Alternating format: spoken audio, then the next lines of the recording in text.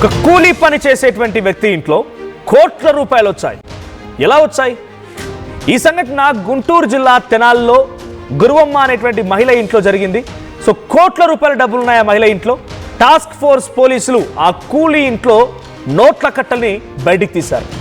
1.5 కోటి విలువ చేసేటువంటి 15 కిలోల వెండి, 800 గ్రాముల బంగారాన్ని అక్కడ స్వాధీనపరుచుకున్నారు. 5 లక్షల రూపాయల నగదుని కూడా అక్కడ గుర్తించారు. ఏం జరిగింది మరి? ఒక కూలీ ఇంట్లో ఇన్ని డబ్బులు ఏంటి అంటే కూలీ సంపాదించుకోలేరని అనుమానం మీకు కలగొచ్చు. ఒక రోజువారీ కూలీ ఇంట్లో, అది అద్దె కొంపలో ఇంత మొత్తంలో డబ్బులు ఎలా దొరుకుతాయని ఈజీయా? సో రైస్ పూలింగ్ చేస్తున్నారంటూ ఎస్పీకి వచ్చిన సమాచారంతో పోలీసులు తనిఖీలు చేశారట. బంగారం, వెండి, నగదు తన అల్లుడు దాచిపెట్టారని చెప్పారు గురువమ్మ. విజయవాడ భవానీపురంలో చాక్లెట్ ఫ్యాక్టరీలో పనిచేస్తుంటాడు అల్లుడు. అయితే పోలీసుల తనిఖీలో విషయం తెలుసుకున్నటువంటి ఆ వ్యక్తి ఎవరైతే అల్లుడు ఉన్నారో ఆ అల్లుడు పరారైపోయాడు. బంగారం, వెండి ఎవరిదనే కోణాల్లో దర్యాప్తు చేపట్టారు పోలీసులు. రైస్ పూలింగ్ అంటే ఏదో మన సినిమాలో చూసాం, ఎక్కువగా సత్యదేవ్ సినిమాలో ఉంటుంటుంది. రైస్ పూలింగ్ అంటే ఒక బ్లఫ్ మాస్టర్ అనే సినిమాలో సత్యదేవ్ నటించిన సినిమాలో ఉంటుంది. ఒక విగ్రహం పెడితే విగ్రహం దగ్గరికి పక్కనే చుట్టూ బియ్యం పోస్తే ఆ విగ్రహం ఆ బియ్యాన్ని ఆకర్షిస్తూ ఉంటుంది, దగ్గరికి వస్తాయి బియ్యం.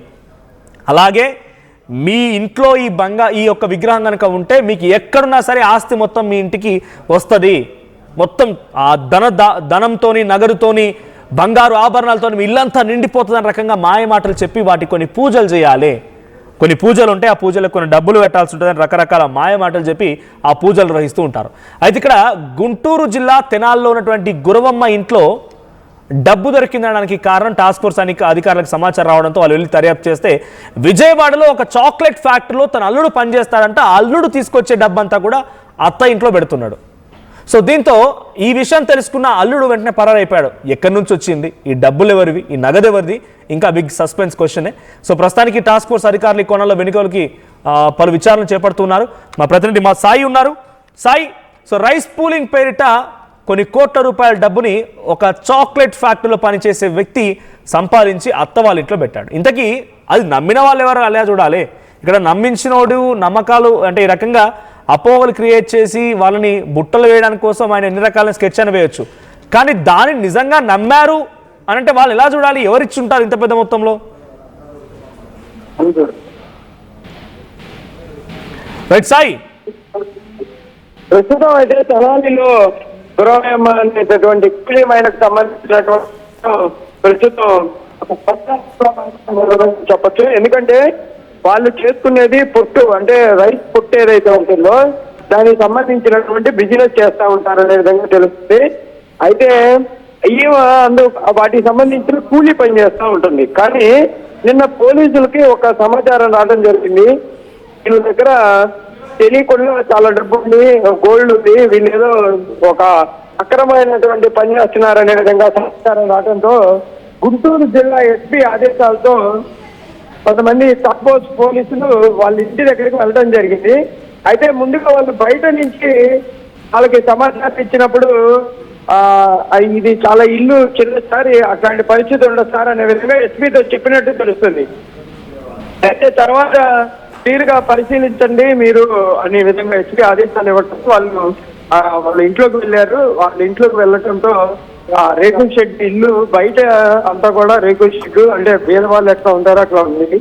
లోపలికి వెళ్ళిన తర్వాత వాళ్ళు పోలీసులు చెప్తుంది నిజాలు వెలుగులోకి వచ్చాయని చెప్తున్నారు. లోపల అంతా కూడా ఫుల్లీ ఫర్నిచర్తో ఉండటంతో పాటు వాళ్ళ దగ్గర అంటే 7 కేజీల బంగారం, 700 గ్రాముల వెండి, అదేవిధంగా లక్షల రూపాయల డబ్బులు గుర్తించడం జరిగింది.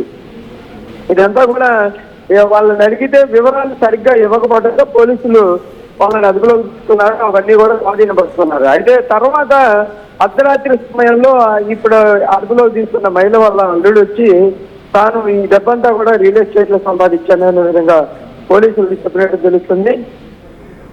వాళ్ళు పోలీసులు అయితే మాత్రం ప్రస్తుతం దీని దగ్గర నుంచి పూర్తి స్థాయి వివరాలు సేకరిస్తున్నారు. ఎందుకంటే కూలి పని చేసుకుని చిన్న చిన్న బిజినెస్ చేసేటటువంటి వాళ్ళ దగ్గర ఇంతలా డబ్బెట్లా వచ్చిందనే దానిపైన వివరాలు అయితే సేకరిస్తున్నారు. కాకపోతే ఇది రైస్ పూలింగ్ చేసి అంటే ఒక రకంగా చెప్పాలంటే అదంతా కూడా ఒక వ్యవస్థ.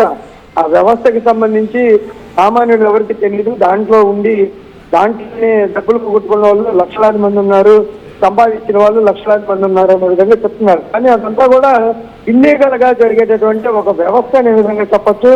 ఎందుకంటే ఈ గుప్త నీతులు కానీ లేకపోతే ఈ రైస్ పూలింగ్ కానీ ఇదంతా కూడా రాత్రి సమయంలో ఎవరికి తెలియకుండా చేసేటటువంటి అంశాలు. వీటిల్లో ప్రాణాలు కోల్పోయిన వాళ్ళు ఉన్నారు. ఏదైతే బట్ అసలు ఈ సమాచారంలో వచ్చింది సాయి, సమాచారంలో వచ్చిందన్న ఫిర్యాదు చేస్తారా రైస్ పూలింగ్ అనేటువంటి పేరిట డబ్బులు సంపాదిస్తున్నారని చెప్పి, లేదంటే ఆ మహిళ ఇంట్లో ఆ నిరుపేద కూలీ చేసేటువంటి వాళ్ళ ఇంట్లో ఇంత పెద్ద మొత్తంలో ఉందని టాస్క్ ఫోర్స్ అధికారులకు ఎలా వచ్చింది ఇన్ఫర్మేషన్? ప్రధానంగా ఇదంతా కూడా ఈ అంశం వెలుగులోకి రావడానికి కారణం వాళ్ళు ఏదైతే ఈ అంశాలు అందరూ కలిసి ఒక నలుగురు ఐదుగురు కలిసి చేస్తారు కాబట్టి ఆ చేసే వాళ్ళ మధ్యలోనే విభేదాలు వచ్చి వాళ్ళే పోలీసులకు ఇన్ఫర్మేషన్ ఇచ్చినట్లు కూడా కొంత మనకైతే సమాచారం అందుతుంది. కానీ పోలీసులు అయితే ఇంకా క్లియర్ గా నిర్ధారించాలి. డైరెక్ట్ గా ఎస్పీ కార్యాలయం నుంచే తెనాలి టాస్క్ ఫోర్స్ పోలీసులకి ఆదేశాలు వచ్చినట్టు తెలుస్తుంది. అంటే ఎస్పీకి డైరెక్ట్ గా వెళ్ళినటువంటి అంశం ఉందంటే కంపల్సరిగా వీళ్ళ దగ్గర ఇంత డబ్బు, ఇంత గోల్డ్, ఇంత వెండి, వీళ్ళు ఈ లగ్జరీ లైఫ్ ను గడుపుతున్నారు అనేది వీళ్ళకి తెలిసిన వాళ్ళే సమాచారం ఇచ్చినట్లు కూడా ప్రాథమికంగా అయితే నిర్ధారిస్తున్నారు. ఇంకా పూర్తిగా వివరాలు తెలియాలి. అంటే ఇందులో ఏదైనా పార్ట్నర్షిప్ లో విభేదాలా, లేకపోతే డబ్బులు వేరే వాళ్ళకి ఇవ్వాల్సినటువంటి అంశాలు